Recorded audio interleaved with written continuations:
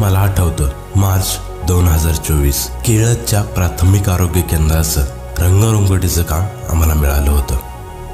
या कामामुळे मला फिरण्याचं वेळ लागलं. पहिली इच्छा असूनही कुठं जाऊ शकत नसायचो.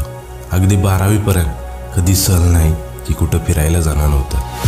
कदाचित त्यामुळेच परमेश्वराने दोन्ही माझ्यासमोर मांडलं होतं, कमव आणि फिरून पण घे. कामाची अशी कोणतं ठिकाण नसेल जिथं आम्ही कामाव्यतिरिक्त कधीच येऊ शकलो नसतो. त्याहून मोठी आमची जिद्द असेल त्या परिस्थितीमध्ये मुक्कामी राहून मिळेल त्या गोष्टीनं पोट भरलं आणि त्यातूनही नव्या जागा पाहणं, त्या जागा जगणं, येथील सूर्यास्त सूर्योदय अनुभवणं मी तेव्हाच शिकलो. मढेघाट धबधबा याबद्दल मी वेल्ल्याच्या पाहुण्यांकडून ऐकून होतो. आज प्रत्यक्ष कोरडा का होईना पाहण्याचा योग आला.